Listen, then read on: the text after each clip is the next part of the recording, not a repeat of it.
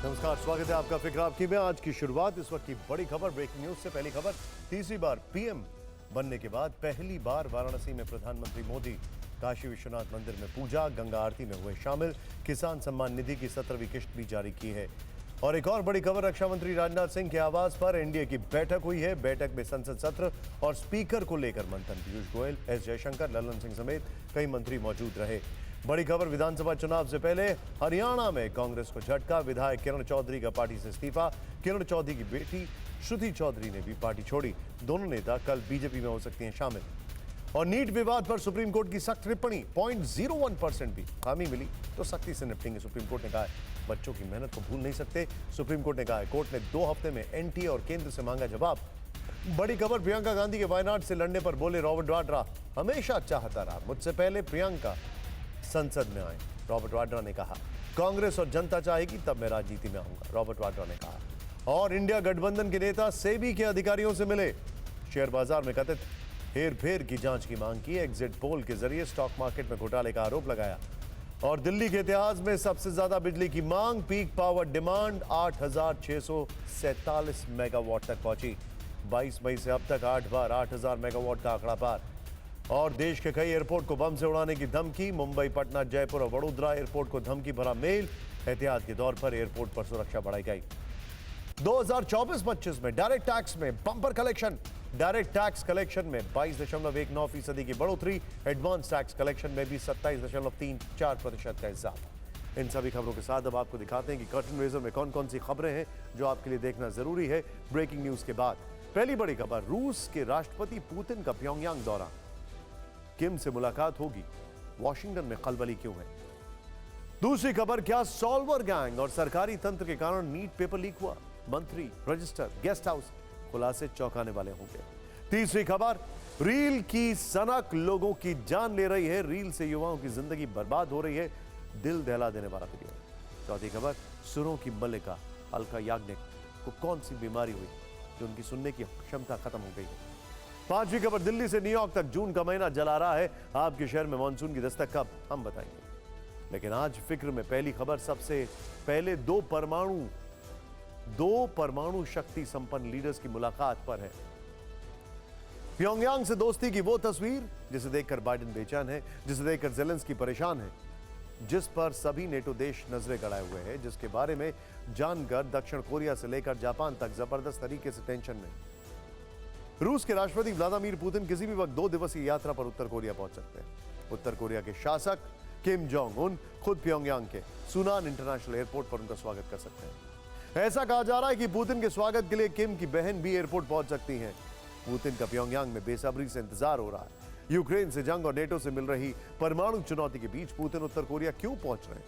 किम से युद्ध में पुतिन को किस तरह से सैन्य मदद चाहिए, बदले में पुतिन उत्तर कोरिया को शक्तिशाली बनाने वाली ऐसी क्या चीज देने वाले। एक्सक्लूसिव डिटेल देने से पहले 3 तस्वीरें आपके सामने, ध्यान से देखिए। एक तस्वीर आज की है, पुतिन के दौरे को लेकर उत्तर कोरिया में भव्य तैयारियां की गई हैं। क्रेमलिन ने पुतिन के दौरे को मंत्रीपूर्ण राजकीय यात्रा करार दिया। अपनी यात्रा के दौरान पुतिन किम जोंग उन से द्विपक्षीय वार्ता करेंगे। दोनों देशों में कई महत्वपूर्ण समझौते होंगे। दूसरी तस्वीर 9 महीने पुरानी है, जब किम मॉस्को के दौरे पर आए थे। पुतिन ने उन्हें एक लग्जरी कार गिफ्ट की थी। तस्वीर तीसरी जो है वो 24 साल पुरानी है, जब पुतिन पहली बार रूस के राष्ट्रपति बने और वर्ष 2000 में उत्तर कोरिया की यात्रा पर पहुंचे। उस समय किम के पिता किम जोंग इल उत्तर कोरिया के सर्वोच्च नेता थे। उन्होंने पुतिन का ग्रैंड वेलकम किया था। हालांकि पुतिन की तब की यात्रा में और अब की यात्रा में जमीन आसमान का फर्क है। अब रूस किसी युद्ध में सीधे तौर पर नहीं उलझता, तब रूस किसी युद्ध में सीधे तौर पर नहीं उलझता था। तब रूस पश्चिम का ऐसा कोई कड़ा प्रतिबंध नहीं झेल रहा था।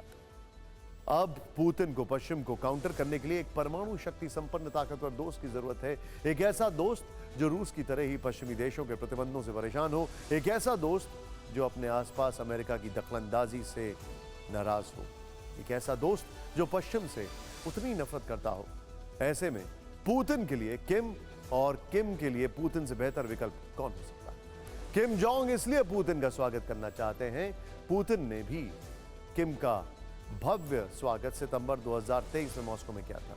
वहीं पुतिन जब प्योंगयांग पहुंचे तो कल किम उनका अपने देश में आधिकारिक स्वागत करेंगे। उन्हें गार्ड ऑफ ऑनर से सम्मानित किया जाएगा। इसके बाद दोनों देशों के बीच द्विपक्षीय वार्ता होगी। इस दौरान किम पुतिन के लिए एक गाला कॉन्सर्ट का आयोजन करेंगे। इसके बाद पुतिन वहां के इकलौते ऑर्थोडॉक्स चर्च का दौरा करेंगे और फिर वियतनाम रवाना हो जाएंगे।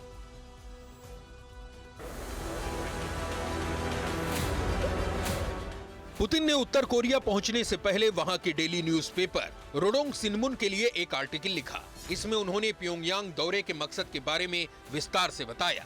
पुतिन ने लिखा, अंतर्राष्ट्रीय संबंधों को ज्यादा लोकतांत्रिक और मजबूत बनाने के लिए रूस और उत्तर कोरिया वैकल्पिक व्यापार और आपसी समाधान तंत्र विकसित करेंगे, जो पश्चिमी देशों द्वारा नियंत्रित नहीं होगा। संयुक्त रूप से एक तरफा अवैध प्रतिबंधों का हम मिलकर विरोध करेंगे और यूरेशिया में समान और अविभाज्य सुरक्षा को आकार देंगे। पुतिन की इस सोच से पता चलता है कि उनका प्योंगयांग जाने के पीछे इरादा क्या है। दरअसल दोनों देश के हित पश्चिम के खिलाफ एक जैसे हैं। दोनों देश पश्चिमी देशों के प्रतिबंधों की मार झेल रहे हैं और अब साथ मिलकर काउंटर करना चाहते हैं।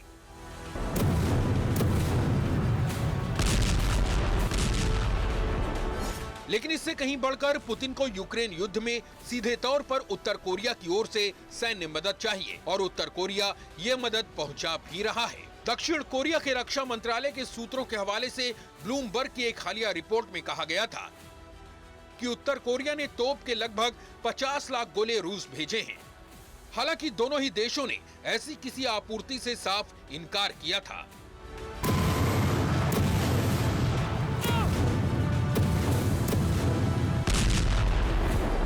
लेकिन पुतिन के सहयोगी सर्गेई मार्कोव का कहना है कि रूस उत्तर कोरिया से गोला बारूद के अलावा निर्माण कार्य के लिए मजदूर और अपनी मर्जी से युद्ध के मोर्चे पर जाने की इच्छा रखने वाले उत्तर कोरियाई सैनिकों को भी हासिल करना चाहता है। बदले में रूस उत्तर कोरिया को अपने जरूरी उत्पाद और सैन्य साजो सामान के लिए रूसी तकनीक दे सकता है।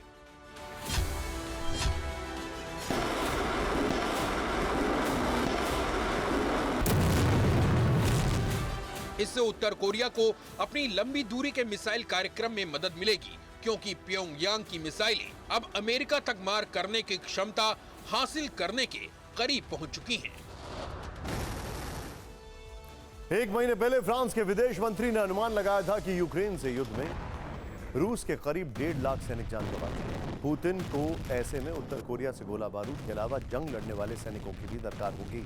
बदले में किम की चाहत रूस से बहुत कुछ पाने की है। किम ने जब पिछले साल मॉस्को की यात्रा की थी, तब न्यूयॉर्क टाइम्स ने एक्सक्लूसिव रिपोर्ट दी थी कि उत्तर कोरिया रूस से हथियारों की तकनीक साझा करने की मांग कर सकता है ताकि अपने परमाणु कार्यक्रम को आगे बढ़ा सके। इसमें परमाणु पनडुब्बी की मांग की चर्चा आज भी जोरों पर है। न्यूयॉर्क टाइम्स की रिपोर्ट के मुताबिक इस मांग पर दोनों देशों के बीच लंबे वक्त से बातचीत चल रही है। रूस ने अगर किम की परमाणु पनडुब्बी वाली मांग मान ली तो यह सीधे तौर पर दक्षिण कोरिया और जापान के लिए एक और खतरे की घंटी होगी, क्योंकि इसके बाद उत्तर कोरिया परमाणु हथियारों के लिहाज से और ज्यादा ताकतवर हो जाएगा। सीप्री की रिपोर्ट भी यही संकेत दे रही है, जिसमें जानकारी दी गई थी कि उत्तर कोरिया ने एक ही साल में 20 एटम बम बना लिए। उत्तर कोरिया परमाणु तकनीक के अलावा रूस से सैटेलाइट तकनीक देने की भी मांग कर सकता है। रूस ऐसा करके उत्तर कोरिया के अंतरिक्ष मिशन में मदद कर सकता है और इस तरह क्रेमलिन कोरियाई सैटेलाइट से अमेरिका पर नजर रखता है। पुतिन के लिए उत्तर कोरिया आज की तारीख में कितनी अहमियत रखता है, आप इसे ऐसे समझ सकते हैं कि 5वीं बार राष्ट्रपति बनने के बाद पुतिन 18 मई को पहली विदेश यात्रा पर बीजिंग गए, वहां जिनपिंग से मिले और ठीक 30 दिन बाद वो प्योंगयांग पहुंच रहे हैं, जहां वो किम जोंग से मिलेंगे और कल दोनों देशों में घातक हथियार की डील हो सकती है। इस डील पर नेटो की विशेष तौर पर नजरें होंगी, क्योंकि नेटो चीफ ने कल ही बयान दिया था कि रूस से परमाणु युद्ध का खतरा है और इस खतरे से निपटने के लिए यूरोपीय देशों में परमाणु हथियारों को स्टॉक से निकालकर रेडी टू अटैक मोड में तैनात करना जरूरी है। वैसे पुतिन के उत्तर कोरिया पहुंचने से पहले दुनिया में एटमी हमले वाला यह डर कैसे बढ़ाया जा रहा है, इस पर बयानों की रील देखिए।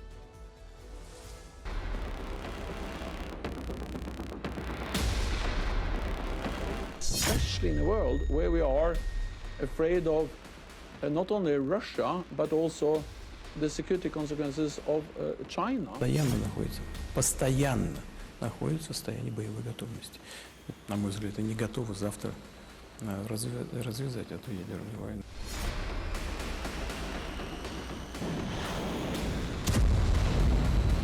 I wonder, Mr. President, what you would say to him if he is considering using chemical or tactical nuclear weapons. Don't. It would change the face of war unlike anything since World War II. 본토 전역이 우리의 핵 타격 사정권 안에 있으며 핵 단추가 내 사무실 책상 위에 항상 놓여 있다는 것. 이는 결코 위협이 아닌 현실임을 똑바로 알아야 합니다.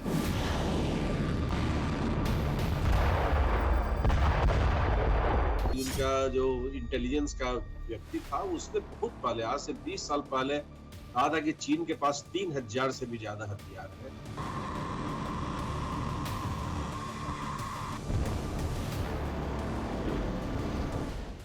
Hence Christensen जिनका की report अभी हम लोग चर्चा कर रहे हैं CPD के द्वारा, मैट फोर्डा का, उसमें उन्होंने कहा कि उनके जो फास्ट ब्रीडर रिएक्टर उन्हें प्रति वर्ष 60 से कम 60 न्यूक्लियर बम बनाने में सहयोग दे रहे हैं।